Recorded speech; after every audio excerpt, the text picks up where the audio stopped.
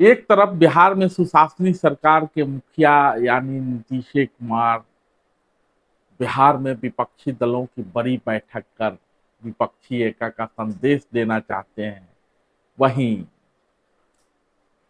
उनके सुशासन को लेकर एक बार फिर से सवाल खड़ा होने लगा है। और इस बार सवाल खड़ा हो रहा है बिहार में चलाए जाने वाले एम्बुलेंस को लेकर, क्योंकि बिहार में एम्बुलेंस सेवा संचालन का काम ठेके पे दिया गया है और यह ठेके का मामला अब तूल पकड़ते जा रहा है। ऐसा इसलिए है कि बिहार में जिस कंपनी को एम्बुलेंस चलाने का ठेका दिया गया है उसके कर्ता धर्ता जदयू सांसद के परिवार के लोग हैं। कहा तो यह भी जा रहा है कि नियम कानून की धज्जियां उड़ाते हुए हाई कोर्ट की आपत्ति के बावजूद प्रभावशाली सांसद के परिवारजनों को एम्बुलेंस परिचालन का ठेका दे दिया गया। बिहार सरकार ने राज्य में 102 के तहत चलने वाली 2125 एम्बुलेंस चलाने का ठेका पशुपतिनाथ डिस्ट्रीब्यूटर्स प्राइवेट लिमिटेड को दे दिया है। सरकार की इस योजना के तहत एम्बुलेंस गंभीर रूप से बीमार लोगों, गर्भवती महिलाओं और बच्चों को अस्पताल पहुंचाने के काम आता है। बड़ी बात यह है कि इसके एवज में मरीजों से कोई फीस नहीं ली जाती है और इन एम्बुलेंसों के परिचालन का जिस कंपनी को ठेका है यानी पशुपतिनाथ डिस्ट्रीब्यूटर्स प्राइवेट लिमिटेड, वो चलाते हैं जहानाबाद के जदयू सांसद चंद्रेश्वर सिंह चंद्रवंशी के नजदीकी रिश्तेदार। और रिश्तेदार इतने नजदीकी हैं कि इस कंपनी में चंद्रवंशी के बेटे, बहू और साले सब शामिल हैं। कंपनी के निदेशक मंडल का लिस्ट जब देखेंगे तो जदयू सांसद के बेटे सुनील कुमार की पत्नी नेहा रानी, सांसद के एक और बेटे जितेंद्र कुमार की पत्नी मोनालिसा और सांसद के साले यानी प्रसाद निराला के हाथ में कंपनी के परिचालन का दायित्व है। बावजूद इसके सांसद महोदय कहते हैं कि इस कंपनी से उनका कोई लेना देना नहीं है, व्यवसाय करने का अधिकार सबको है, बाकी दल के लोग भी तो करते हैं। बात तो सही है चंद्रवंशी जी आपका, व्यवसाय करने का अधिकार सबको है, बाकी दल के नेता भी करते हैं। लेकिन सवाल सिर्फ इतना भर नहीं है, सवाल व्यवसाय का नहीं है, सवाल है नियमों में अनदेखी करने का। नियम के अनुसार अगर कोई कंपनी अकेले ही एम्बुलेंस परिचालन का ठेका लेती है या बोली लगा रही है तो उसके पास 3 साल में 750 एम्बुलेंस चलाने का अनुभव होना चाहिए। इसके अलावा 50 लाइफ सपोर्ट सर्विसेज वाला एम्बुलेंस और 75 लोगों की क्षमता वाली कॉल सेंटर भी होनी चाहिए। लेकिन पशुपतिनाथ डिस्ट्रीब्यूटर्स प्राइवेट लिमिटेड यानी पीडीपीएल ने बिहार में इन मानकों की धज्जियां उड़ा दी, फिर भी कंपनी को ठेका मिल जाता है। बड़ी बात यह है कि आज इस मामले को भाजपा उठा रही है, लेकिन ये मामला पुराना है और जब नीतीश कुमार भाजपा के साथ मिलकर सरकार चला रहे थे और सरकार में स्वास्थ्य मंत्री थे भाजपा के मंगल पांडे, उस दौरान भी ये मामला उठा था और उठाया गया था राजद के विधायकों द्वारा। उस वक्त ये राजद नेता इस मामले में भ्रष्टाचार सूंघ रहे थे, मामला उठा रहे थे, लेकिन अब सब कुछ बदल गया है। अब नीतीश कुमार तो मुख्यमंत्री हैं ही, लेकिन उनके साथ तेजस्वी यादव यानी राजद के उप मुख्यमंत्री तेजस्वी यादव इस सरकार में शामिल हैं और स्वास्थ्य महकमा की जिम्मेवारी तेजस्वी यादव के पास है। और कंपनी पर आरोप है कि कंपनी को ठेके देने के लिए नियम और प्रावधानों में बदलाव किया गया, लेकिन राजद के विधायक अब चुप्पी साधे हुए हैं। हालांकि पटना हाई कोर्ट ने भी इस मामले पर आपत्ति जताई थी, लेकिन यह कहते हुए आपत्ति को दरकिनार कर दिया गया कि इसमें बहुत खर्चा लगेगा। माने सरकार के बदलने के बाद नियमितता में बदल गई, सब कुछ प्रावधानों के दायरे में आ गया। अब इस मामले में जब खबर सामने आई है तो भाजपा हमलावर है। भाजपा के पूर्व केंद्रीय मंत्री बिहार के एक अखबार में छपे रिपोर्ट के हवाले से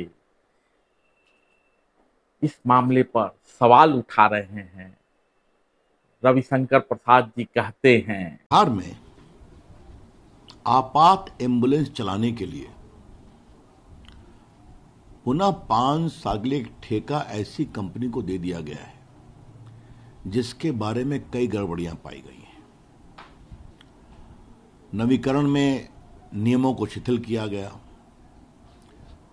बाकी जो बड़ी पार्टियां थे जिनका टेंडर लोएस्ट था उनके साथ भी अनदेखी की गई।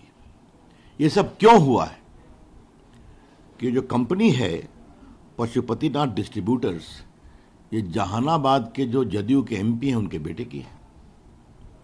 पहले भी इनके द्वारा यह काम किया गया, उसमें कई विसंगतियां पाई गई और आज दिल्ली के अखबार में एक बहुत बड़ी रिपोर्ट छपी है, पूरी इन्वेस्टिगेटिव जर्नलिज्म, जिसमें इस पूरे विषय को उठाया गया है। ये क्या इमरजेंसी सेवाएं करती हैं? ये इमरजेंसी सेवा करती हैं, कोई गर्भवती महिला गंभीर रूप से बीमार है, कोई नवजात बच्चों को अस्पताल पहुंचाना है, बाकी को पहुंचाना है, तो उसके लिए फ्री एम्बुलेंस सेवा दी जाती है और ये पूरा ठेका 1600 करोड़ का है। और उसमें नियमों की अनदेखी कर करके उनके पास पर्याप्त क्षमता नहीं थी कॉल सेंटर की, एम्बुलेंस की, और जिस तरह से ये किया गया है, मामला हाईकोर्ट में भी गया था। हाईकोर्ट ने संज्ञान लिया और कहा कि नियमानुसार कार्रवाई की जाए, और बाद में जिस तरीके से स्टे भी हुआ, फिर बाद में हाईकोर्ट ने कहा कि पूरे मामले को गंभीरता से देखा जाए, और जिस तरीके से ये निर्णय हुआ है, ये बिहार की गर्भवती माताओं और बच्चों की सुरक्षा के बारे में गंभीर सवाल पैदा करता है, क्योंकि ये एम्बुलेंस फ्री सर्विस है और पूर्व में आरजेडी के लोगों ने ही इनके पूरे एम्बुलेंस सिस्टम को लेकर सवालों के घेरे में कई विषय उठाए थे। और बाद में, ये पिछले साल की बात है, उन्होंने पत्र भी लिखा था, फिर नीतीश कुमार के साथ चले गए आरजेडी तो ठंडे हो गए। वहीं सूचना प्रसारण मंत्री अनुराग ठाकुर ने भी कहा है कि बिहार में फिर से एक बार विपक्षी एकता की कवायद हो रही है और विपक्षी नेता 23 जून को पटना में मिल रहे हैं। मेरा सवाल विपक्ष के सभी नेताओं से है जो बिहार जा रहे हैं, वो वहां के भ्रष्टाचार पर नीतीश कुमार से सवाल जरूर पूछें। मेरा सवाल विपक्ष के सभी नेताओं से है जो बिहार जा रहे हैं, वो वहां के भ्रष्टाचार पर भी नीतीश कुमार जी से जरूर पूछें कि 1750 करोड़ का पुल एक बार नहीं, कई बार ताश के पत्तों की तरह ढह। वो अवश्य वहां पर पूछें जो सैकड़ों करोड़ रुपए का घोटाला एम्बुलेंस का हुआ है, वहां पर सैकड़ों करोड़ का घोटाला वहां पे बिल्डर्स के द्वारा किया गया है।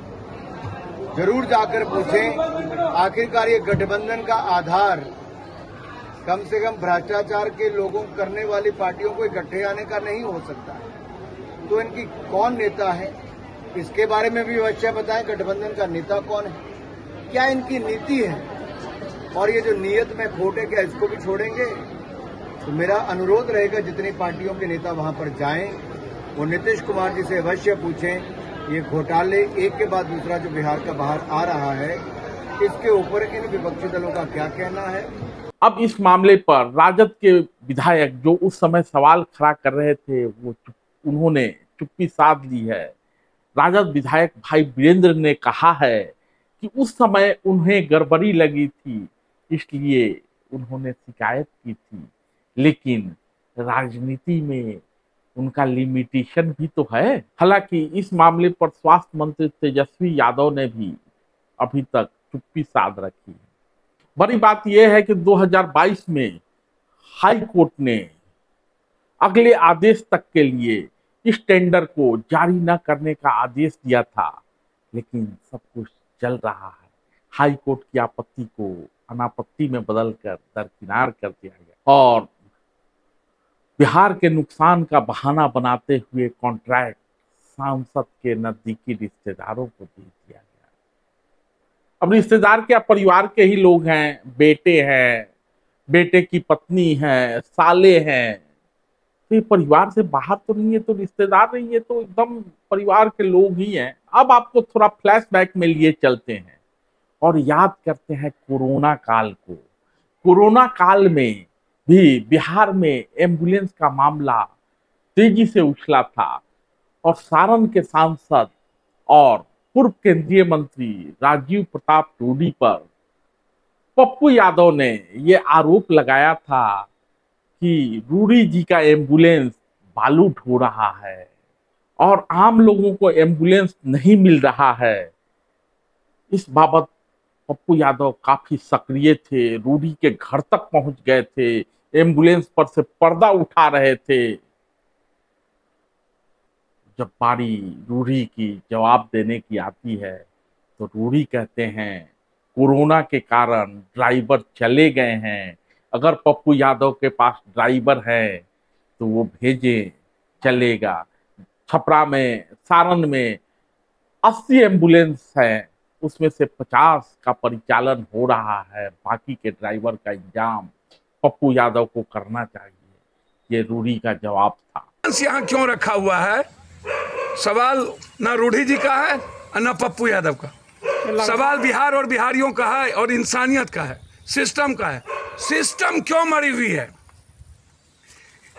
100 एम्बुलेंस जो लोगों के लिए काम कर सकती थी, इसको पटना में लगाते, छपरा में लगाते, सिवान में लगाते, सिवान की जनता को फ्री करते। पप्पू यादव अपनी राजनीति में मधेपुरा से छपरा चले आए।